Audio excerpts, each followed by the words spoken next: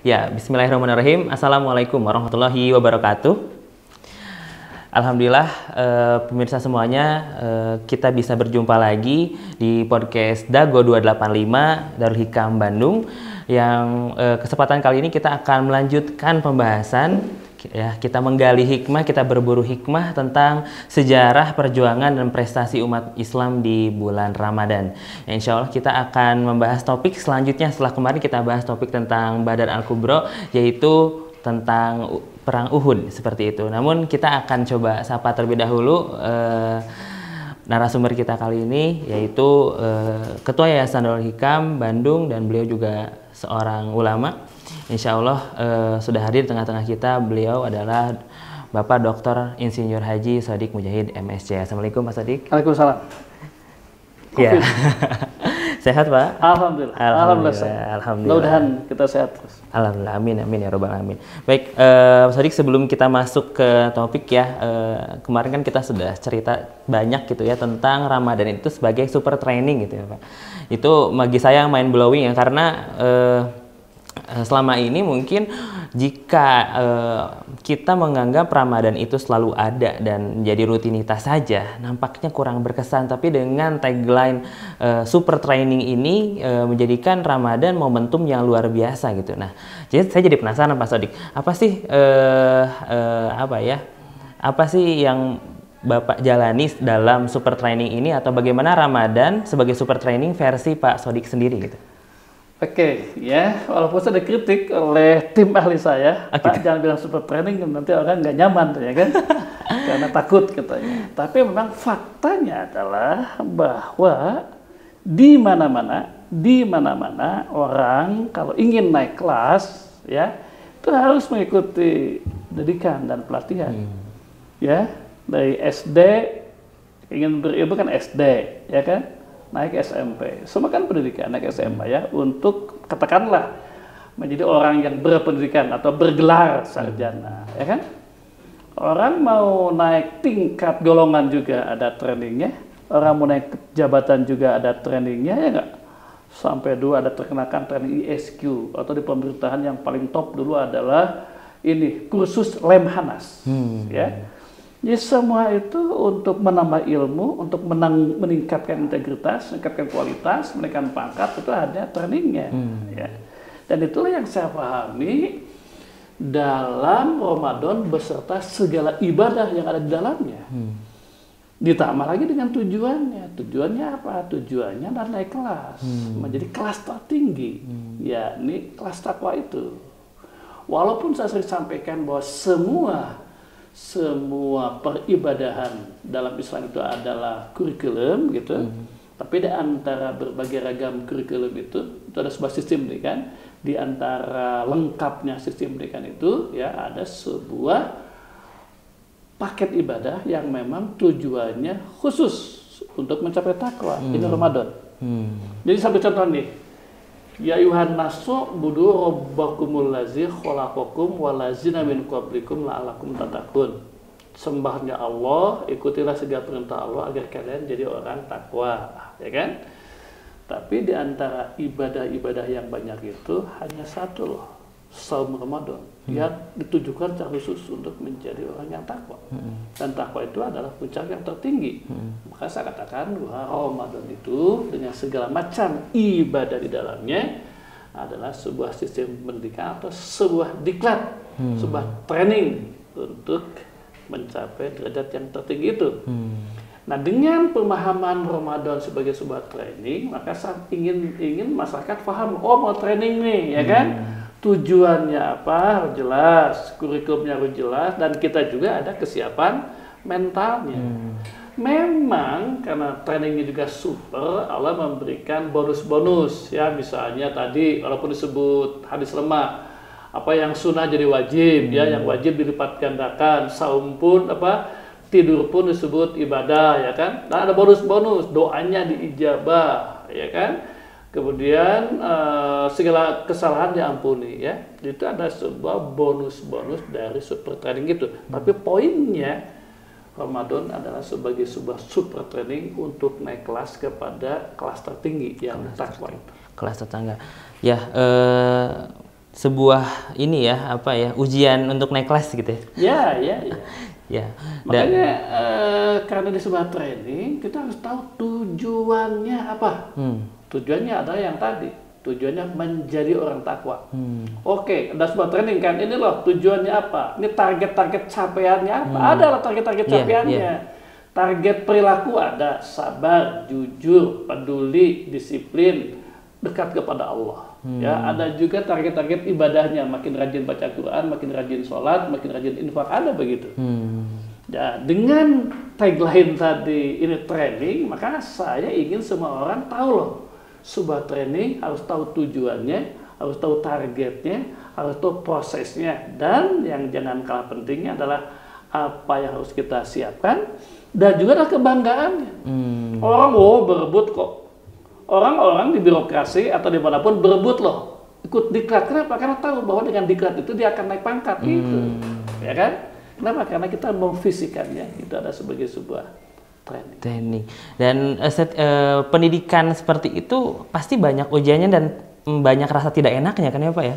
Karena itu jadi salah satu salah satu tahapan untuk meningkatkan kapabilitas diri gitu ya Pak. Seperti contoh begini, kemarin ketika saya pertama jadi anggota DPR kan, itu ada Lemhanas, ya kan? Lemhanas, kemudian di paket akhirnya itu kita ini loh ikut perang-perangan begitu, ya kan? Oke. Jadi apa poinnya? Memang kursusnya ketat, ya kan? Tapi yang tadi kursus ketat ini, kalau kita memahaminya dengan benar, ini sebuah training untuk meningkatkan kelas, maka kita akan patuh kepada aturan-aturan itu. Itulah maka Ramadan juga kalau kita paham, ini sebuah training untuk apa? Untuk makin dekat dengan Allah. Maka segala sesuatu yang dianggap berat itu kemudian kita penuhi dengan sukarela. Kenapa? Karena kesadaran ini kita peserta training yang terhormat, yang tidak bisa semua orang ikut. Yang nanti kalau lulus kita menjadi kekasih Allah, kan kita jadi sial, ya. Dan itulah yang terbukti. Saya punya cucu nih, saya gembira sekali tahun ini. Cucu saya yang sekarang kelas TK saja sudah bisa tamat saum. Kenapa? Karena ada edukasi gitu ya, ada pembiasaan. Gitu ya. Nah begitu, jadi sebutannya sebuah training. Makin bagus training, biasanya makin ketat. Ya kan? Kenapa? Karena tujuannya juga tinggi.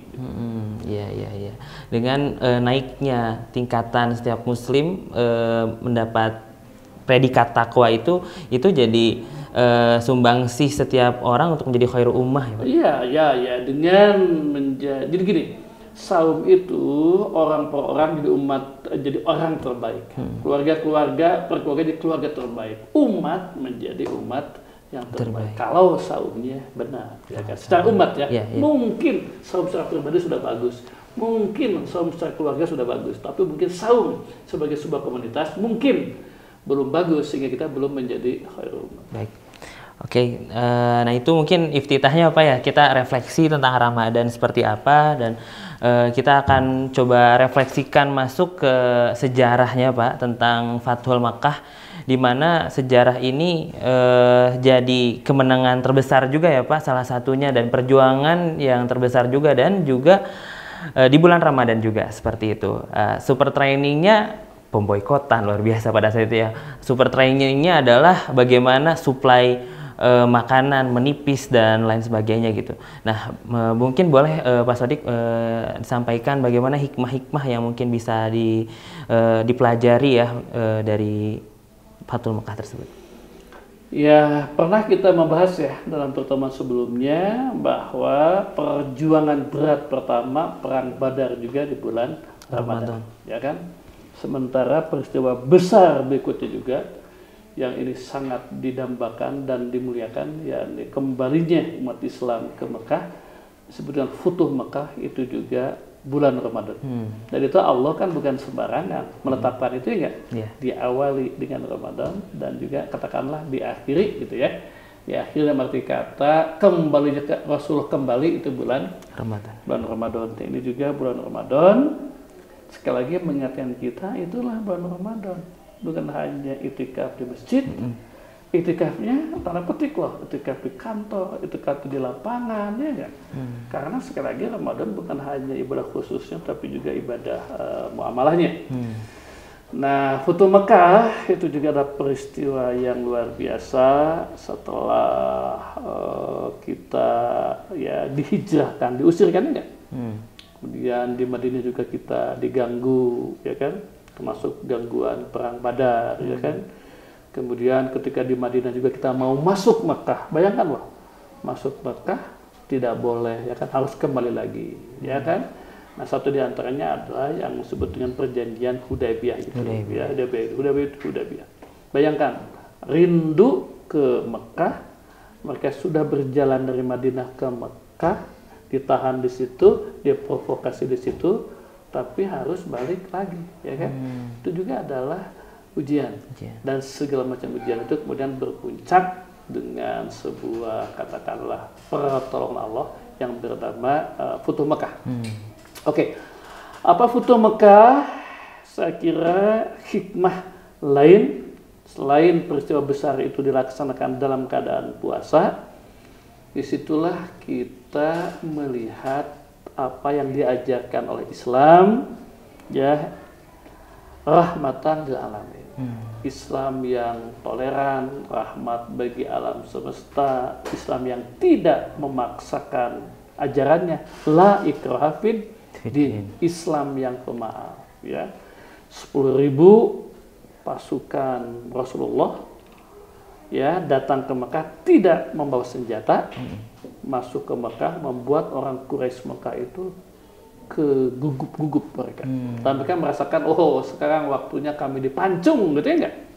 Kenapa mereka berpikir dipancung? Karena kelakuan mereka selama ini yang menzalimi Rasulullah dan para sahabatnya, memboikot, mengajak perang, mengintimidasi, ya kan, memboikot ekonomi dan lain-lain. Nah, ketika Rasulullah datang ke Mekah, mereka berpikir Rasul akan melakukan apa yang dulu mereka lakukan. Tapi kata Rasulullah apa? Hari ini adalah hari perdamaian. Hari ini adalah hari Islam, hari keselamatan. Ya, maka barang siapa yang tinggal dan belum di Masjidil Haram di Mekah itu selamat. Barang siapa yang tinggal dan berada di rumah Abu Sufyan juga selamat, ya kan? Bayangkan kita selama ini dizalimi dalam keadaan lapar, ya enggak? Pasti kita ingin balas dendam kan? Nah, tapi itu yang sampai. Dan itulah kemudian yang menjadi hukum bagi panglima Islam. Silakan cek sejarah. Adakah tidak panglima Islam yang membebaskan sebuah daerah kemudian menghabisi, merusak agama? Tidak ada, ya enggak? Tidak ada. Ini tolong diekspos dalam sejarah, tidak ada. Dan itu diajarkan pertama kali dalam bulan Ramadan dengan pembebasan Mekah itu. Aku maafkan.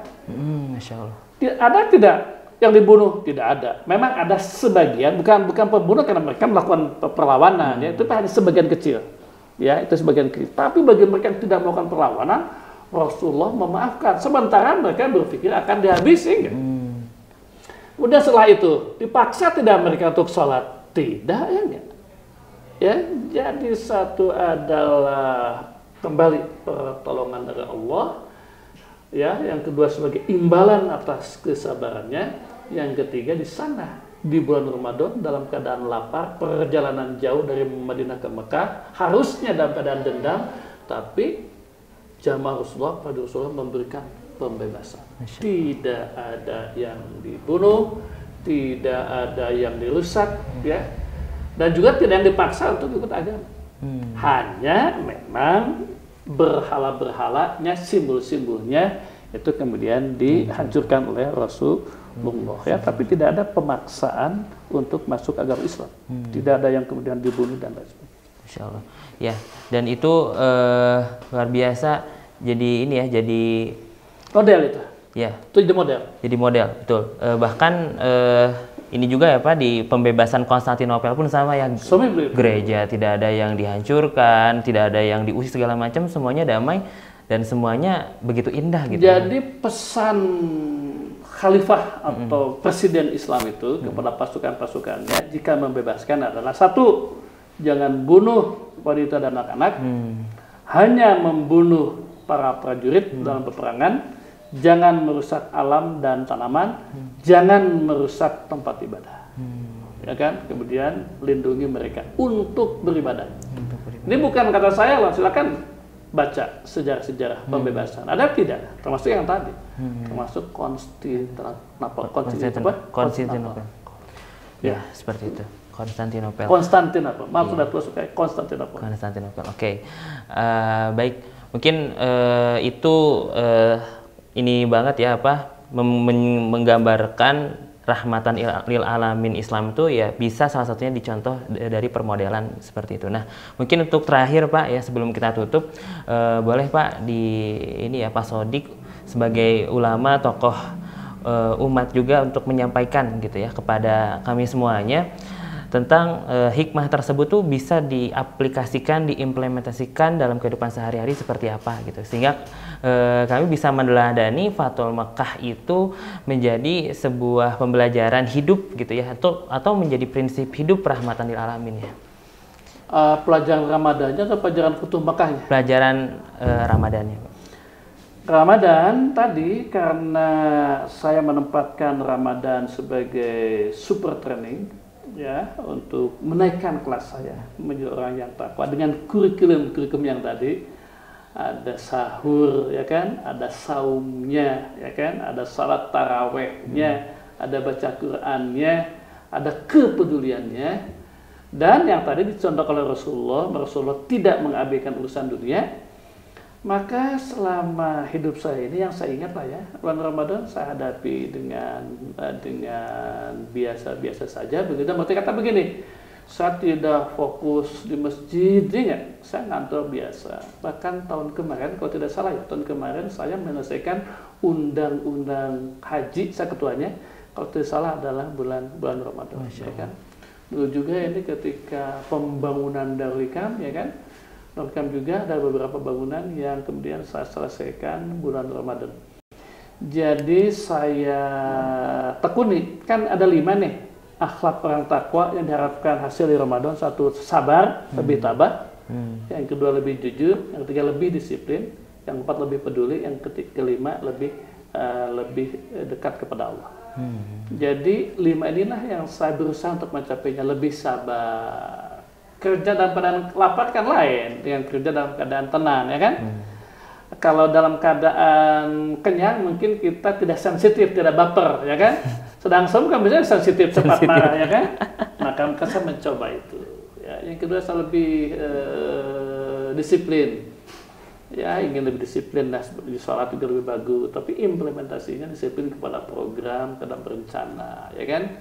Dan lebih peduli, gitu kan, zakat infak sedekah. Itu sebabnya saya juga membagi-bagi, ya kan, bagi-bagi sembako di Ramadan. Yang keempatnya adalah lebih taat, lebih peduli, lebih jujur. Ya, kita berusaha untuk lebih tidak berdusta, lebih adil dan sebagainya. Jadi saya melaksanakan Ramadan merujuk kepada tujuan-tujuan, target-target yang dicapainya. Saya katakan ya, 1 lebih sabar, yang kedua lebih jujur, yang ketiga lebih disiplin, 4 lebih peduli, yang kelima lebih dekat kepada Allah. Lebih dekat kepada Allahnya nomor 5 loh, di ujung lagi. Ya, jadi yang lompatnya kan ke duniawian. Maka saya jalani saja ke duniawian. Saya goes kan biasa, sedangkan saya bulan puasa goes juga. Orang bisa goes bulan puasa kan lain, enggak? Nah begitu. Beda-beda, iya. Termasuk saya kerja biasa saja, gitu ya enggak? Kerja biasa saja. Memang mungkin hari pertama. Itu sebabnya kemarin saya sengaja Senin H-1 itu saya tetap sahur. Untuk apa? Untuk latihan, gitu ya. Untuk latihan supaya nanti lebih baik. Jadi gitu ya. Ramadan saya tidak khusus kepada hablum minallah saja, tapi juga hablum minannas, kecuali 10 malam terakhir. Memang saya melaksanakan perintah i'tikaf di masjid 10 malamnya saja. Ya, itu pun saya gunakan untuk apa? Bukan hanya baca Quran lah saya, baca Quran, baca buku, baca undang-undang yang harus saya kerjakan, gitu ya enggak? Mudah-mudahan Allah memberikan inspirasi, memberikan hidayah, memberikan petunjuk begitu. Saya baca Quran, ya enggak? Saya baca buku-buku, saya baca sejarah orang-orang sukses, apalagi Nabi, dan saya mengerjakan beberapa pekerjaan saya, gitu ya enggak? Mudah-mudahan lebih baik, dan itu yang dilakukan oleh tokoh-tokoh semacam Buya Hamka, Cokro Aminoto, ya itu bulan Ramadan loh, terutama 10 malam terakhir mereka membaca buku, membuat sesuatu. Saya tidak mengklaim apa ya, tapi saya gitu selama ini merasa banyak inspirasi, ya banyak tulisan. Mungkin itu juga adalah buah karena saya sering melaksanakannya di bulan Ramadan. Gitu. Terbiasa akhirnya, Pak. Oh ya, saya mau nulis apa mangga. Iya, Masya Allah. Jadi itu kenapa? Karena saya banyak mengkaji Al-Quran dan ilmu lainnya ya, di bulan Ramadan, terutama pada 10 malam terakhir itu. Iya. Jadi itu Ramadan tuh malam mestinya menaikkan produktivitas ya Pak? Oh iya. Walaupun oke lah kita pahami bahwa produktivitas fisik mungkin berkurang. Walaupun kata zaman Rasul tidak perang juga Ramadan ya enggak? Iya. Hutum Mekah Ramadan, Tabuk Ramadan ya enggak? Iya. Tapi ada sedikit excuse, ada apologi, ada pemaafan. Oke lah, fisik tidak. Walaupun mungkin tidak harus dikurangi juga ya enggak? Iya. Tapi produktif yang lain yang berkarya ya atau menulis atau sedekah atau yang lain. Walaupun sekali lagi kalau zaman Rasulullah tidak mengenai fisik juga perang kok bulan Ramadan. Kalau kita belum itu, ya produktivitas dan bidang lain lah ya, karya atau gagasan atau sodako atau apa begitu. Iya betul Pak. Ya semoga ya tadi ya dengan super training tersebut kita bisa jadi lebih baik lagi. Konsep tadi pun produktivitas yang meningkat habluminallah habluminannas itu bisa dijalankan dengan baik, dapat menginspirasi dan pada akhirnya kita dapat predikat takwa. Ini menarik lagi tuh. Tujuannya 5 kan? Iya. Dan habluminallahnya itu ada nomor 5. Iya. Yang 4-nya habluminaslah. Saya ulang ya. Iya. Lebih sabar, lebih jujur, lebih disiplin, lebih peduli. Nah, yang keempat baru lebih dekat kepada Allah dengan sholat gitu ya. Dengan sholat. Jadi salam ini harus mencapai 5 itu. 4 diantaranya adalah urusan keduniawian loh. Ya, 1 diantaranya merapat kepada Allah. Alhamdulillah.